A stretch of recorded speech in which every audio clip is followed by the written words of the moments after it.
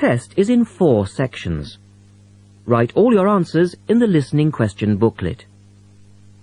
At the end of the real test, you will be given 10 minutes to transfer your answers to an answer sheet.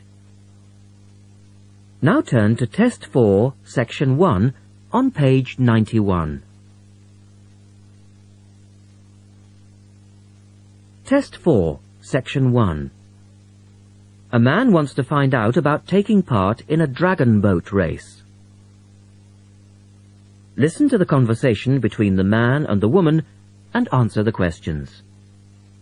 First, you have some time to look at questions 1 to 5.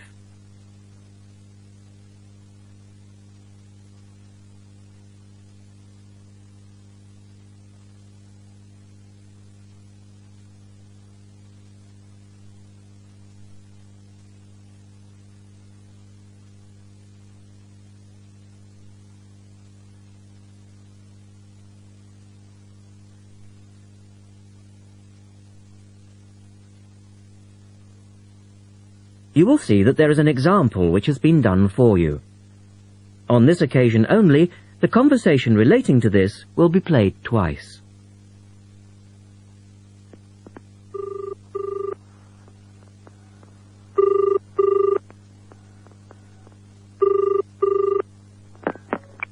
Scope Charity Office. How can I help you? Oh, hello. I'm ringing about the dragon boat race that you're asking people to take part in. Oh, yes. We still need a few more teams. Are you interested in joining the race? The man asks for information about the dragon boat race, so the answer is dragon boat race. Now we shall begin. You should answer the questions as you listen, because you will not hear the recording a second time. Listen carefully and answer questions 1 to 5.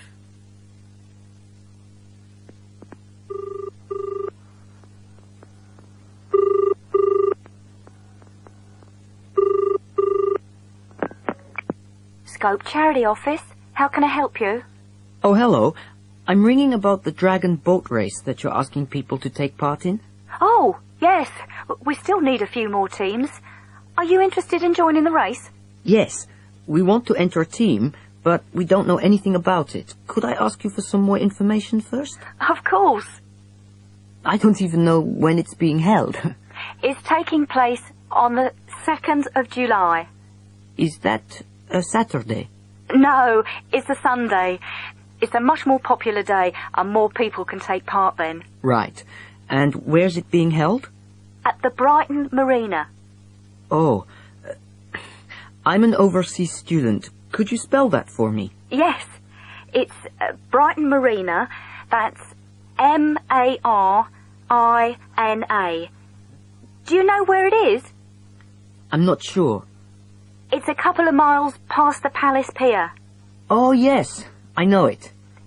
You take a right turning off the coast road, or you can cycle along the seafront. That's good. What time does the race start? Well, the first heats begin at 10 a.m, but you need to register half an hour before that, at 9:30, and we really recommend that you aim to be there by 9. It's a good idea to arrange a meeting place for your team. Right. And the race is to help raise money for charity? It is. We're asking every team member to try and raise £35 by getting friends and or relatives to sponsor them. Every crew member will receive a free tournament T-shirt if your team manages to raise £1,000 or more. Oh, that's quite good. Also, we're holding a raffle. Every crew member who takes part in the race this season will be entered into a free prize draw. Oh, what's the prize? It's pretty good. It's a holiday in Hong Kong. Sounds great. The man asks for more information. Look at questions 6 to 10.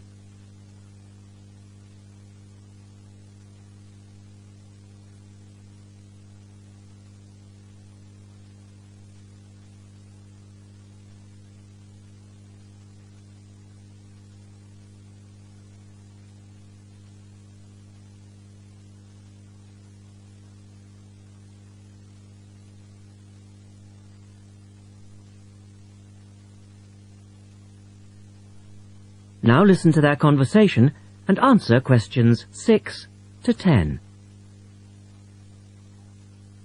Is there anything else you need to know? Could you just tell me a little bit more about the teams? Well, you need to have a crew of 20 people for your dragon boat, and you then need to agree on who's going to be the team captain. That would probably be you. Fine. I've got a group of 20 people who are interested. Do all the team members have to be a certain age? Well, there's no age limit as such, but if you have a team member who's under 18, then they have to get their parents' permission to take part. Yes, that makes sense. It isn't dangerous, but we do have boats that turn over in the water, and for that reason we need to insist that everyone wears a life jacket as well.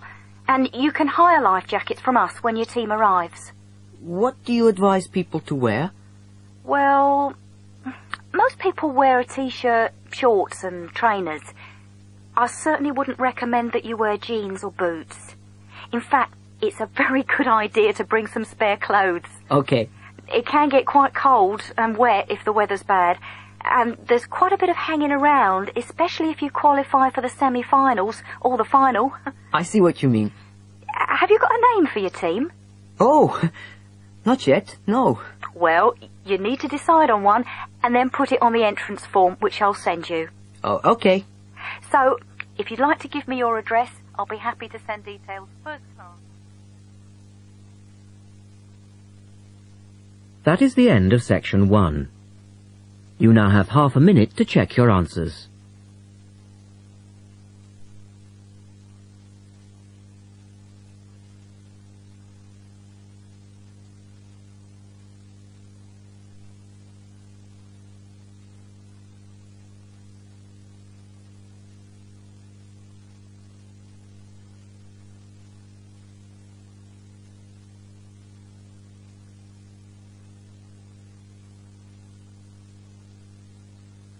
Now turn to section 2 on page 92.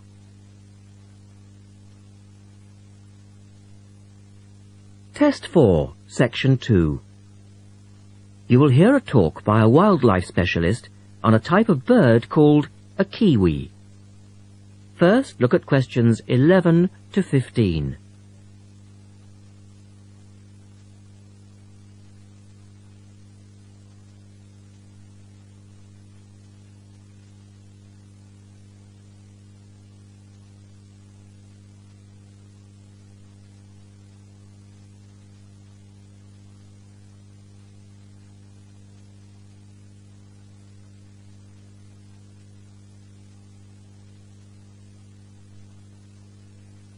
As you listen to the first part of the talk, answer questions 11 to 15.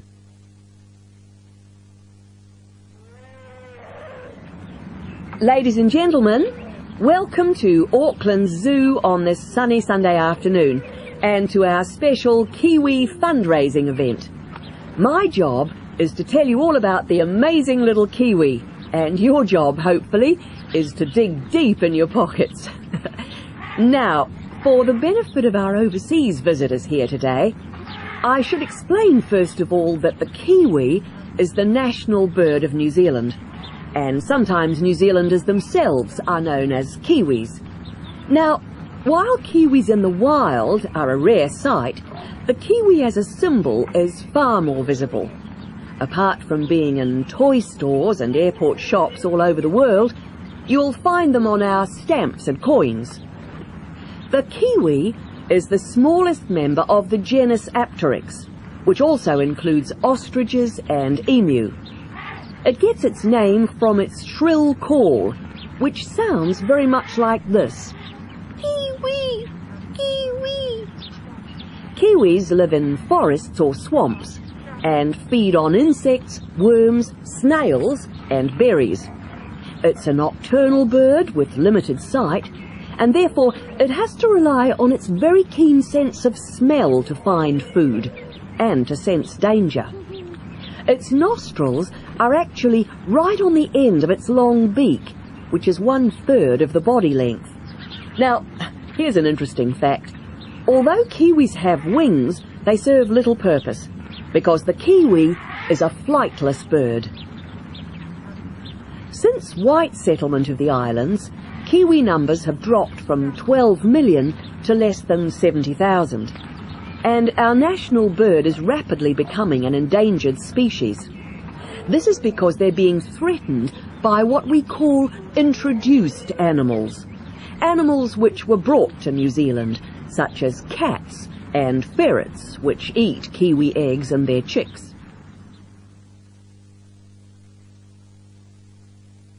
Now look at questions 16 to 20.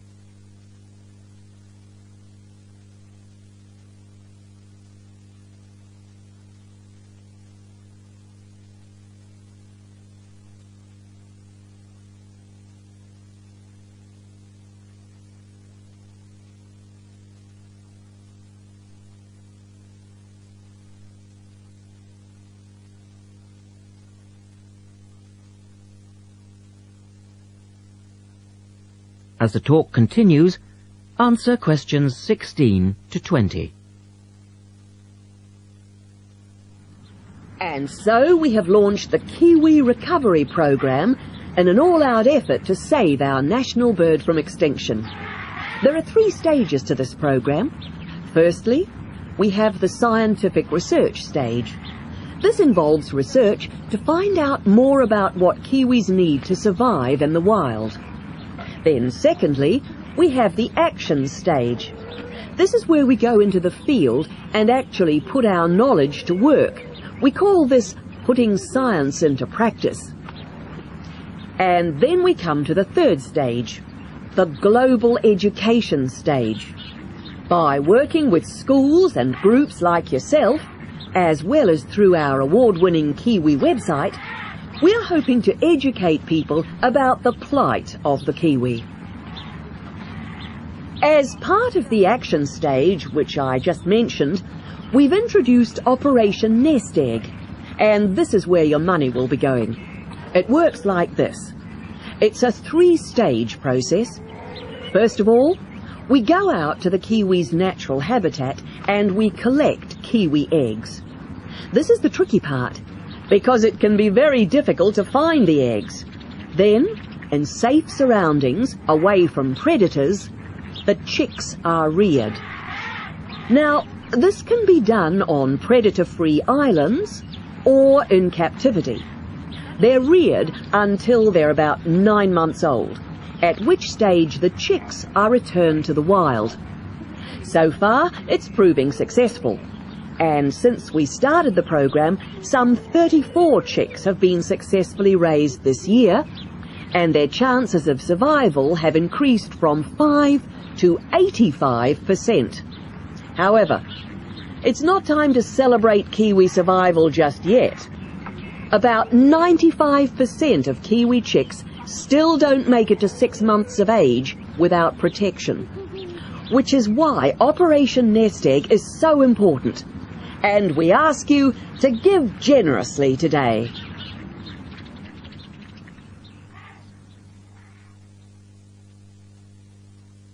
That is the end of section 2. You now have half a minute to check your answers.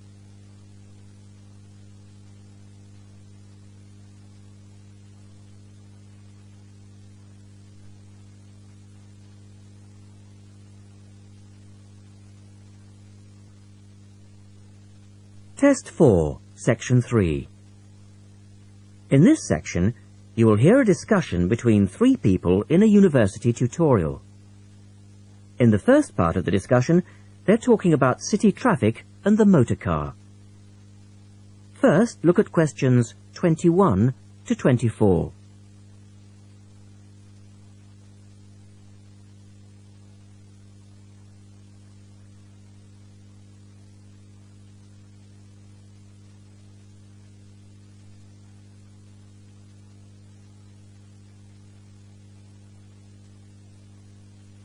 Now listen to the first part of the discussion and answer questions 21 to 24.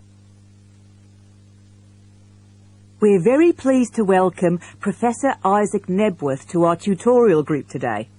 and he's come to share one of his pet passions with us: city traffic and our Western dependence on the motor car.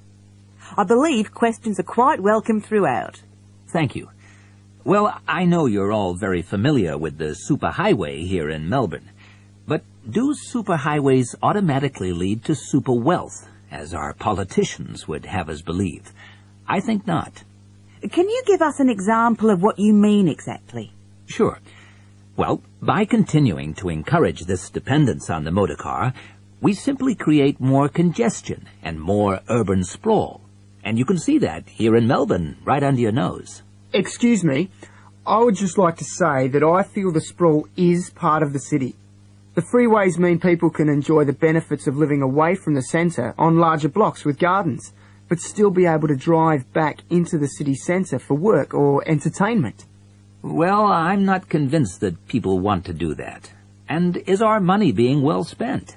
It may be okay for you now, but come back to me in 5 years' time.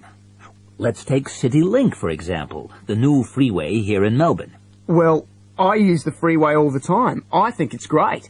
Ah, yes, but it cost $2 billion to build, and you could have gotten 10 times the value by putting the money into public transport. If you give the automobile road space, it will fill that space, and you'll soon find you'll be crawling along your City Link. But surely you cannot simply blame the car. Some of the blame must rest with governments and city planners. Well, there is an argument, surely, that building good roads is actually beneficial because most new cars these days are highly efficient. They use far less petrol than in the past, and emissions of dangerous gases are low. Old, congested roads, on the other hand, encourage traffic to move slowly, and it's the stationary cars that cause the pollution and smog, whereas good roads increase traffic speeds and thus the amount of time cars are actually on the roads. Well, this is the old argument put forward by the road lobby, but for me it's clear-cut. Roads equal cars, which equal smog. Public transport is the way to go. In the second part of the discussion, the professor talks about public transport in different cities. Look at questions 25 to 30 first.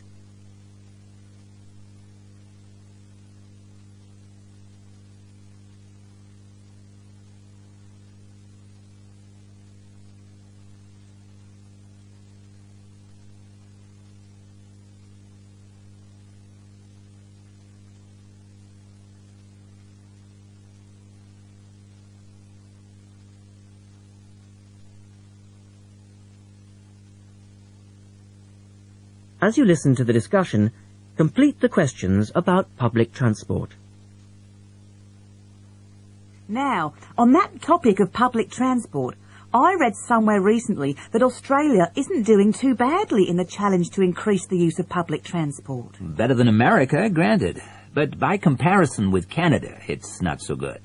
For instance, if you compare Toronto with the U.S. metropolis of Detroit, only 160 kilometers away, in Detroit, only 1% of passenger travel is by public transport, whereas in Toronto it's 24%, which is considerably better than Sydney, which can only boast 16%.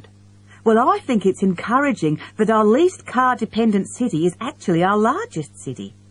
16% of trips being taken on public transport in Sydney isn't too bad. But it's a long way behind Europe. Take both London and Paris, for instance, where 30% of all trips taken are on public transport. Well, they do both have an excellent underground system. And Frankfurt comes in higher still at 32%. I understand that they've been very successful in Copenhagen at ridding the city of the car. Can you tell us anything about that experiment? Yes, indeed. Copenhagen is a wonderful example of a city that has learned to live without the motor car. Back in the 1960s, they adopted a number of policies designed to draw people back into the city. For instance, they paid musicians and artists to perform in the streets. They also built cycle lanes, and now 30% of the inhabitants of Copenhagen use a bicycle to go to work. Sydney, by comparison, can only boast 1% of the population cycling to work. It could have something to do with all the hills? Then they banned cars from many parts of the city, and every year 3% of the city parking is removed, And by constantly reducing parking, they've created public spaces and clean air. Really? There are also freely available bicycles, which you can hire for practically nothing. And, of course, they have an excellent public transport system. Well, that's all very well for Copenhagen, but I'd just like to say that some cities are just too large for a decent public transport system to work well, particularly in areas with low population. Because if there aren't many people using the service, then they don't schedule enough buses or trains for that route. I accept that there's a vicious circle here, but people do need to support the system. And secondly, the whole process takes so long because usually you have to change. You know, from bus to train, that sort of thing. And that can be quite difficult. Ultimately, it's much easier to jump in your car. And often it turns out to be cheaper. Sure, but cheaper for whom? You or society? We have to work towards the ideal, and not give in all the time because things are too difficult. Anyway, let's move on to some of the results of the survey, which I think you'll agree. That is the end of section 3. You now have half a minute to check your answers.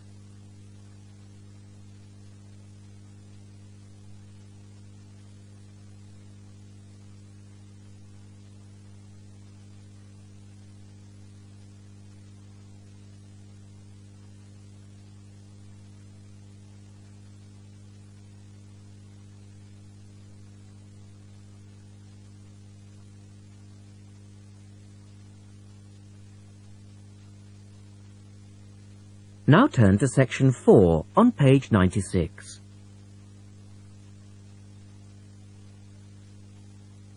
Test 4, section 4. You will hear a lecturer talking about food preservation. First, you have some time to look at questions 31 to 37.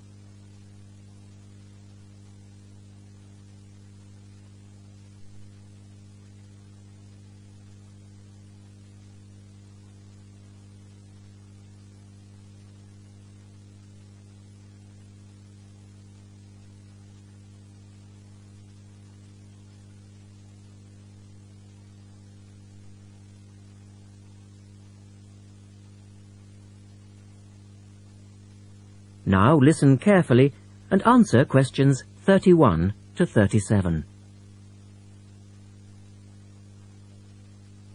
In today's lecture, I'd like to look at the topic of food preservation and start by asking the obvious question, why do we need to preserve food? Well, apart from keeping it fresh for our daily needs, many foods, such as fruit and vegetables, are only available at certain times of the year, so if we want to be able to eat these foods all year round, we need to preserve them. We also need to preserve food for export overseas to make sure that it doesn't perish in transit. And lastly, we need to be able to preserve food for when there are food shortages. There are a number of methods of preserving food which involve both high and low temperatures, chemicals, irradiation, and drying. Let's have a look at these in turn. In the 1870s, the French scientist Louis Pasteur showed that microorganisms in food could be destroyed by raising the temperature of the food, a process now known as pasteurization. This involves heating milk to just 65 degrees Celsius for 30 minutes. A new method, the ultra-high temperature, or UHT process, involves heating milk to 150 degrees Celsius for 3 seconds. The advantage of treating milk in this way is that it lasts much longer, though I tend to feel, and I'm sure many of you would agree, that taste is somewhat sacrificed in the UHT process. Tin cans were first used in the early 1800s to store and preserve food. Just as they are now, the cans were tin-plated steel containers, and the process had the advantage of being cost-effective. Unfortunately, however, there were many early cases of food poisoning because the canning process was not fully understood at that stage. We now know the exact temperature and length of time each food needs for proper preservation, which has greatly reduced the risk of food poisoning.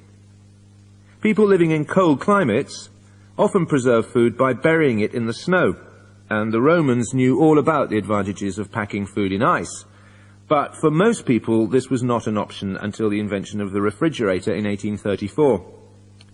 Today, however, refrigeration is the most important means of preserving food, because the food stays fresh without needing to be treated. However, refrigeration requires an electricity supply, and unfortunately, if the power goes off, so does the food. A variety of chemicals can be added to food, and you'll find their names listed on the labels of cans and bottles. Salt is probably the oldest of all the chemical preservatives, and was used by many ancient civilizations for many years. Sugar also acts as a preservative, and is used to preserve jams in much the same way that vinegar is used to pickle foods. Chemical preservatives are effective, but they do not suit all foods, and the processes involved are time-consuming. Another method of preserving food is by drying it. Most foods are 75% to 90% water, so if you remove the water, the microorganisms simply can't survive. When food is dried, it not only lasts a long time, but it also becomes much lighter, which is a big advantage, as this makes it cheap to store. Though some people argue that valuable nutrients are lost in the process.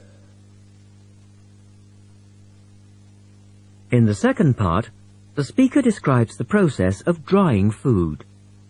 Look at questions 38 to 40.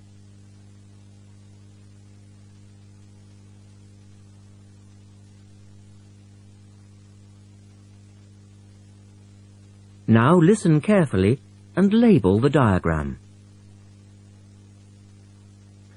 Early methods for drying food involved cutting it into strips and hanging it in the sun or over fires.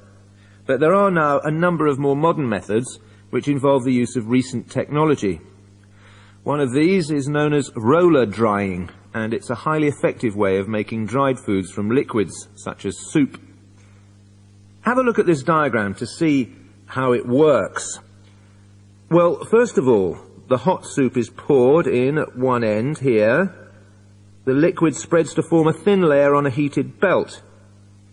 The liquid dries as it moves along. By the time it reaches the end of the belt, all the water has evaporated, leaving only dry powder. A blade then scrapes the dried material off the roller and captures it in powder form. All you have to do is add boiling water, and you have your hot soup back again, ready to drink. Another method is called freeze drying, and for those of you who still remember... That is the end of section 4. You now have half a minute to check your answers.